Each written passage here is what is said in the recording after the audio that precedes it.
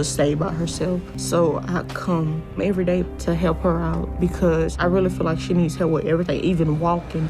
You started cooking breakfast? I'm gonna just sit right here. This is a horrible life for Destiny. A life she never asked for and one that never gave her a break. She's not just fighting obesity, she's a black trans woman in a world that's ready to chew her up. So every insult, every side-eye, every rejection, she swallowed it, along with the food. That became her comfort, her coping mechanism, her weapon. But it's also what's killing her. And that's not the future I should be facing before I've hardly even had a chance to live my life. So as impossible and hopeless as it seems to me to try and change. But let's be real. People don't eat themselves into oblivion for no reason. There's always something beneath the surface, something festering, and Destiny thinks she knows what it is. Her food addiction didn't start with hunger. It started with pain, rejection, loneliness, and she's been feeding that pain ever since. Today I'm going to try to drive to Houston because I have an appointment to see Dr. Now this afternoon. Nona called and set it for me, and she and my mom are going to go with me to help me get there because I don't know how I'm going to handle being in a car that long. Being isolated made everything worse. Friends gone, family distant, alone in her own skin. That loneliness crushed her. And so, like always, she turned to food. But here's the twist. She didn't give up. Despite the depression, she decided to take a massive step forward. A new city, a new name, a new body. She was ready to fight. I'm glad I'm still in the 600s, but it's still a really high number. So I'm embarrassed at how bad I've let my situation get. And it's important I get the help I need today so I can change this. And that's how Destiny reached her current size. Food was her escape hatch, the one thing that made her feel okay when the world didn't. But now she's staring down the consequences. Her body is shutting down. She's at a crossroads, and she's hoping Dr. Now can be the person who saves her. But before that, the scale tells the truth. So you are 668 pounds. So I take it you have been trying to lose the weight and you're here for some help. I haven't been trying. You haven't? No, sir. Even Dr. Now looks stunned. He's heard a lot. But this, he's not sure if Destiny actually wants to lose weight. Her attitude, her words, it's like she's already halfway out the door. What's really going on here? He tries to figure it out, but Destiny's explanation only raises more questions. So you have really not done anything to try to change your eating habit and lose weight? No, sir. I assume you're here because you want to turn your life around and lose weight to have the life you want. Destiny hasn't done any of the prep work. None. No dieting, no effort, nothing. Dr. Now sees right through it. She's not serious, at least not yet, so he starts pressing harder. He knows this isn't just about food. There's a deeper block somewhere, and he wants to get to it before it's too late. I hope so, because she's not going to be able to do this if you continue to enable her and don't give her the support she needs. So the dynamic between you all need to change now. And then it becomes clear. Her family is part of the problem. They're enabling her, feeding her, helping her fail, and that has to stop. For Dr. Now, it's simple. Lose the weight or lose the chance. Get serious or get out. But can Destiny follow through? Or will she crumble under the pressure? Am I able to keep it in the jar as a memento? No, you won't be able to keep it, but there's a federal law that anything comes out of a body cannot be returned to patient or anybody. More excuses. Same story. Stress, trauma, life, it all sucks, yes. But Dr. Now doesn't want to hear it. Everyone's got pain. What matters is what you do with it. And he doesn't think Destiny's doing anything with hers. Not yet. Not enough. Not now. Today we are attempting to do a gastric sleeve procedure on Destiny. Up to this point, it's been a big struggle for her to lose weight. So this surgery will help her a great deal. Destiny eventually got her surgery. She made it. She fought for it. But the fight inside didn't stop when the weight dropped. Sadly, she lost the war off camera. The trauma caught up to her. The pain she carried was too much. Obesity didn't take her out. She did. And that's the real tragedy. But it's one of the most strenuous things I do all day. Because I have to try to move around and reach other parts of my body. And then lift myself. It is definitely pathetic living like this. LaShanta can't even bathe herself. Her boyfriend has to scrub her down every day, not out of love, but out of medical necessity. If she skips a day, she risks infection. That's how bad it is. And after all that, the first thing she reaches for is food. No reflection, no shame, just back to the cycle. And I like to have a lot of it. My sons, Jeremy and Sean, still live with me. So I make sure I make enough for them and JT and me. Food is the only thing LaShanta looks forward to. It's her joy, her comfort, her escape, and it's also her prison. But does she see that? Her love for food is why she's stuck in this body, in this life, needing help just to move. How did she even get here? Years of emotional eating, unchecked trauma, and no one calling her out until now. And I had my fourth child with him, Sean, when I was 28. But he started to become abusive toward me and started cheating on me. So I left him, and when I was around 35, She can feel it already. Her kids aren't just sad, they're angry. They're tired of watching their mother waste away. Not from starvation, but from neglect. LaShanta needs to wake up. She's running out of time and out of second chances. If she doesn't change now, she won't just lose her health, she'll lose her family. Dr. Now is her last shot. Why is that? I don't know, I just I be wanting when I want it. So if I you be keep hungry. doing that, you're not gonna live too long. You know that, right? But you don't believe it. Dr. Now doesn't sugarcoat anything. His tone is rough, direct, the kind that breaks fragile egos. But LaShanta doesn't flinch. She doesn't argue. She owns it. She finally admits that she's the one in her own way. And just like that, for the first time in a long time, she sounds ready to fight for her life. Okay, but your chance, it depends on you. Okay, we see a lot of people that they have this intention to lose weight, but they come here, they want us to do something to make them lose weight, but you still continue. Dr. Now, though, isn't buying the optimism. He's seen too many like her, full of promises, light on delivery. He tells her straight, he doubts she can do it, but LaShanta insists she's different. She says she's ready to flip the script and prove everyone wrong. Words are easy. Now she has to show it. So when I see LaShanta is continuing to lose weight, like I worry a little bit. I feel really good about my progress. And I feel like the weight is already starting to come off. LaShanta tells the camera she's on track, says she's working the diet, but behind the scenes, not really. And then, out of nowhere, her boyfriend dumps her, not because of her weight gain, but because she was starting to lose. That's how twisted things got. Now it's weigh-in time. Did she really lose anything? Barely. Pretend your neighbor is forcing you to eat. You find another person to manipulate into enabling you. So you're the one doing it. So when are you gonna stop?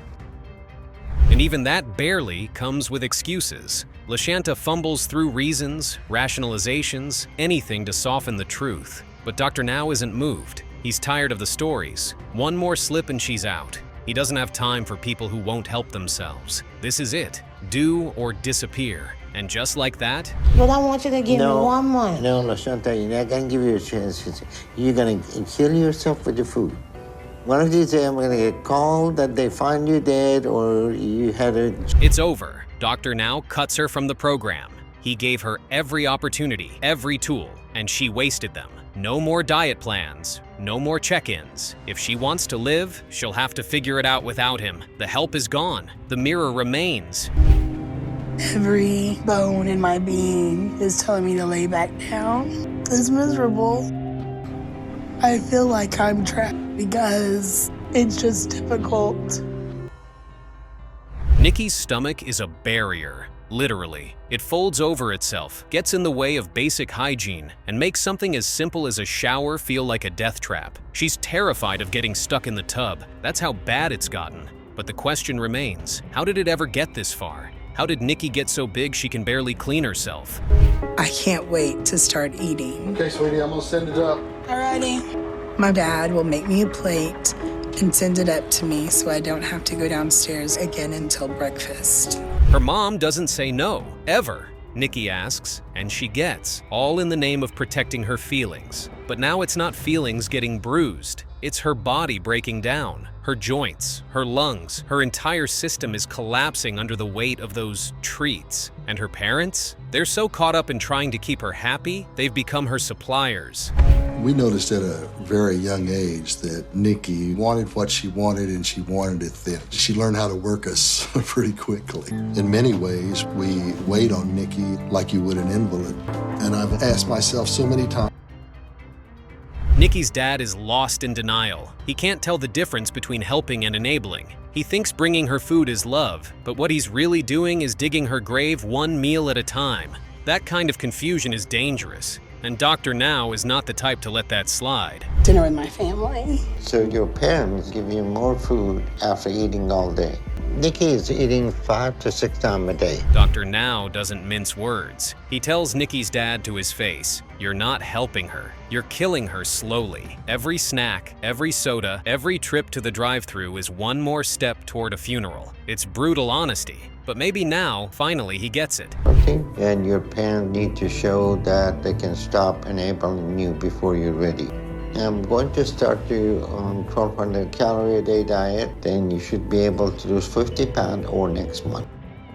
Nikki promises to drop 50 pounds, just like that. But promises are cheap, and Dr. Now's been lied to before. He doesn't think she really understands what it takes. The diet, the discipline, the sacrifice, it's a lot. And now it's time to see what she brings to the next weigh-in. I'm really scared that I'm not going to be under 600 pounds to qualify for surgery. 587? Is that the real number? Shockingly, Nikki did it. She pushed through and lost enough weight to technically qualify for surgery. She showed grit. But just when things start looking up, Dr. Now drops the bad news. It's still not enough. She has to lose more before he'll operate. Another hurdle in a never-ending race. What we call a pulmonary hypertension. What does that mean? That means your weight has affected your heart, and your heart is not able to transport enough oxygen for your body. This hits Nikki hard. She thought she was finally in. Now she has to drop another 50 pounds in just 2 months. That's a huge ask. The mental strain, the cravings, the pressure, it's all stacked against her. The clock is ticking. Will she rise or crumble? Really hard couple of months. My goal was to lose another 50 pounds and get below 550. But getting on the scale and waiting for the number to come up is incredible. Nikki crushed it. She lost even more weight and proved that she's not just talking, she's working. The drive is real. The hunger to live is stronger than the hunger for food. But as the pounds drop, another question rises. Will fixing her body fix what's broken inside? But even with all of her progress, she still carries a lot of weight around her abdomen, which can put pressure on the heart and lung if we don't work fast. Today we're gonna do gastric bypass. Nikki finally got her surgery. That was the victory she fought for. But it didn't magically solve everything. The weight didn't melt off instantly. It was slow, frustrating, and painful. Her story proves one thing clearly: weight loss isn't linear. And in Nikki's case, it's been a brutal, messy, human process from the start. I need to send the ambulance out here. What's the problem? Tell me exactly what's happened. I stood up last night. My left knee popped real loud and... Joe's story begins with complete humiliation. He has to call an ambulance over a domestic accident that wouldn't even make most people break a sweat. But at Joe's size, everything is dangerous. Everything is a risk. And even though he's living what feels like a nightmare, he's got one red line. He refuses to be treated like a joke. This is rock bottom, and he knows it. That's the only thing I won't allow. It would just be too humiliating. I can barely do it for myself right now, but I'd rather die than have to make someone do that for me. Joe is right. This isn't life. Not really. What he's doing now is just surviving minute to minute. He's stuck in a body that can't carry him, in a life that's slipping away. It's gotten so bad that he even considered giving up for good. He's been to the darkest place, and now he knows it's either change or die. With this curse was when I was about 28. I had just fallen in the floor again, and I happened to see a show about a guy that was suffering. But he's not in that hole anymore. Joe's crawling out of it one day at a time, and now he's made the choice to fight. He's heading to Houston to meet with Dr. Now. He wants help. He needs help. The question is, what does Dr. Now see when Joe walks through the door? Just how much he eats. He has to eat around 10,000 calories a day to maintain his weight and gain like he had. Clearly, we have some eating disorder. Dr. Now is stunned that Joe can even walk at all. At that weight, it defies logic. But miracles don't last forever. Dr. Now lays it down hard. If Joe doesn't lose weight, he will die. No maybe. No sugarcoating. and Joe has to decide right now if he's ready to fight for his life. You still gain weight. Well, I recently just moved down here to Houston, so we've been on the road a lot, so. 10 to 12,000 calories a day. That's what it takes to keep Joe at his size. But when he opens his mouth, he claims it's just 2 grilled sandwiches a day. Seriously? That lie doesn't even hold for 5 seconds. Dr. Now shuts it down immediately. He's not playing this game. Question is, It's uncomfortable and hard to undergo all these tests. I don't like being here. I don't want to end up bedridden in a hospital. Joe doesn't seem to get it. This might be his last shot. If he hits 1,000 pounds, that's it. He might not wake up the next morning. Dr. Now sees it clear as day. This is life or death, and Joe has to treat it that way, or it's already over. a good amount of weight, or there is nothing I can do for it. Until then, we will do all we can, but the rest is in Joe's hand. The truth is simple. Joe is the only one who can fix his addiction to food. No one else can do it for him. If he doesn't understand that now, he never will. The next hospital checkup is critical. Will he show up ready to fight or with another excuse? You got what changes you can make to have adequate weight loss. I've cut out my sugary drinks. I'm drinking water now, so Okay. yeah, I'm feeling great. Joe managed to lose some weight, but not nearly enough. Dr. Now is blunt. It's not good enough. He needs to do more, push harder, stay on track, no shortcuts. Joe's window is closing. Will he rise to the challenge, or will he fall back to his old habits? You lost almost 150 pounds. Can you tell the difference? I can. I definitely can do a lot more for sure. So yeah, I can definitely tell. So, And he did. Joe put in the work. It took time, it took pain, it took effort, but he finally got the surgery. After everything, after all the delays and doubts, he earned a second chance. Now, for the first time in a long time, he can start living his life again. I'm trying really hard not to end up in like some assisted living or nursing home, but it seems like that is getting to be closer to reality. Kelly's story is controversial because she's one of only 2 patients who actually died while cameras were rolling. That fact alone hits like a punch to the gut. She finally decides to pull her life together, but the clock's already blinking red. Every breath sounds like an overdue bill. She talks about the future in hopeful sentences, but the subtext is a resignation letter. She wants redemption. Her body wants revenge. Tragically, revenge wins. Because I can't stop eating. It's like the thing that's causing you to not fulfill your dreams is the same thing you use to help fix your problem.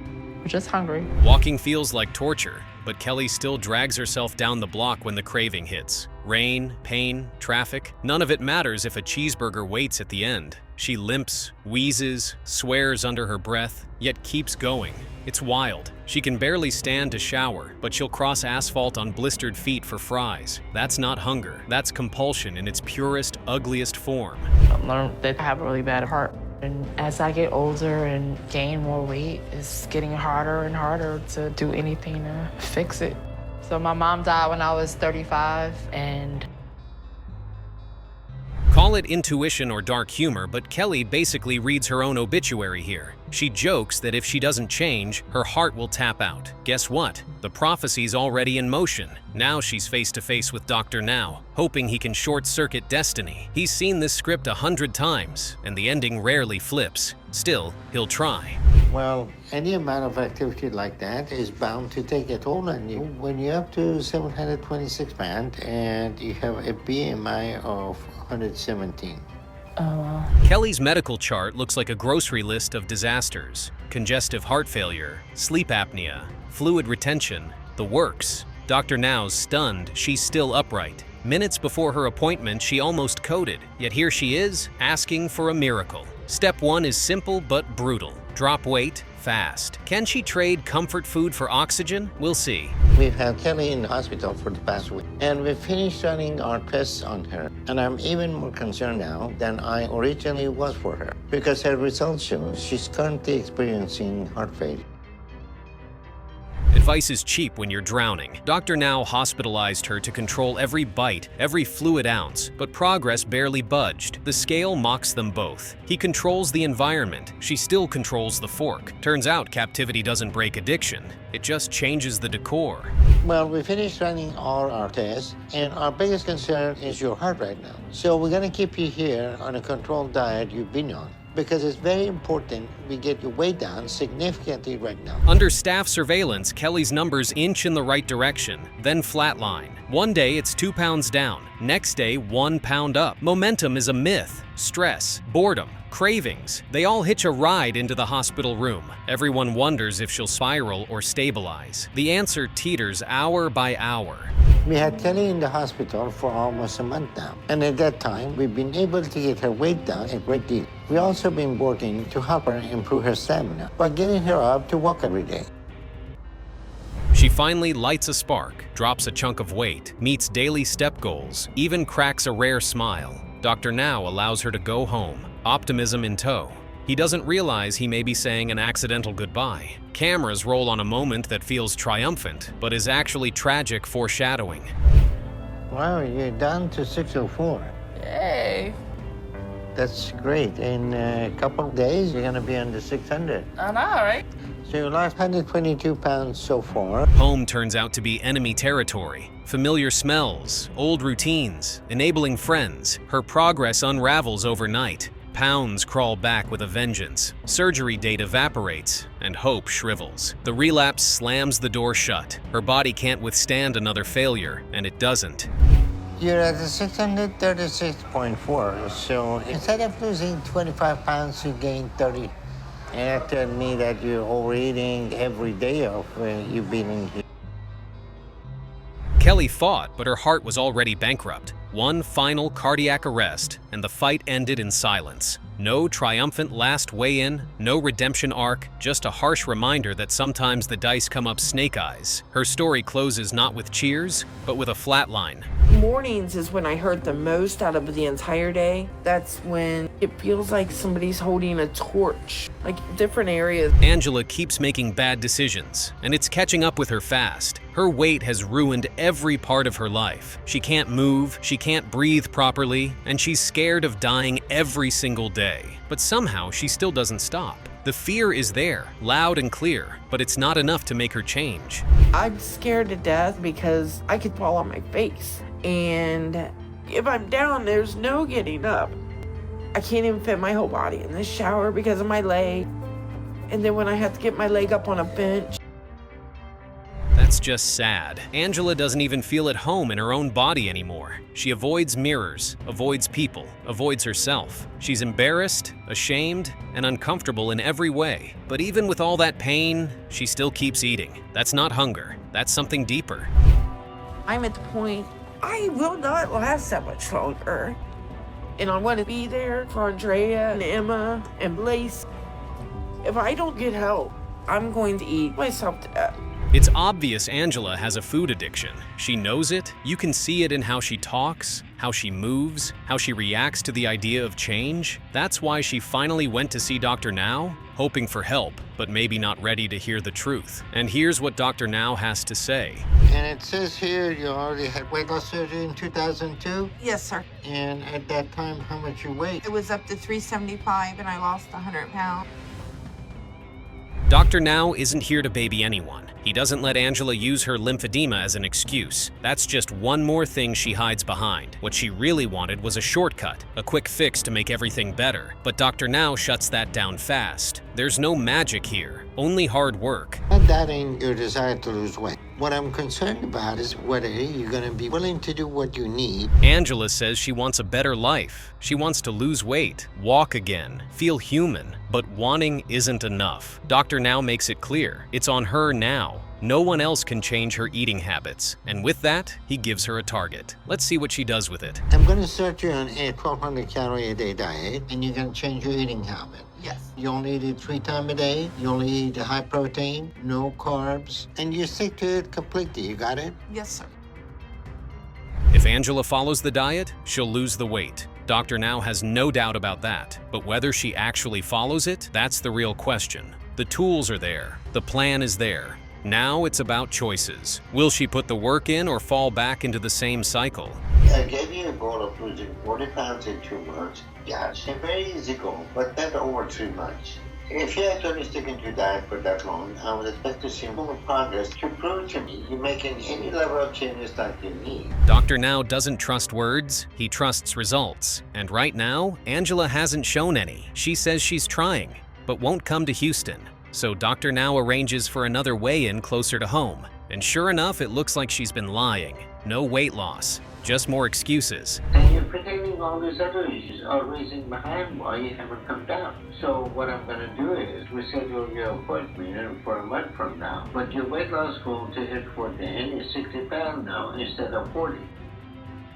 Dr. Now lays down the law. No effort, no program, period. He won't waste his time or resources on someone who won't commit. So now the question is, what does Angela do next? Does she show up and fight, or disappear like she never meant it in the first place? You're still not coming down to Houston to see me for your follow-up appointment. You know what? I'll be very honest with you. I don't know why it took so long. It seemed like something was happening every other week. So you let another month go without doing what you're supposed to be doing. Because you don't look like you have lost any weight. Dr. Now was right all along. Angela dropped out of the program. She didn't show up, didn't lose the weight, didn't make a change. Some people just aren't ready to face the truth. And Angela, she chose the easy road, even though it's leading straight to disaster. Straight to disaster.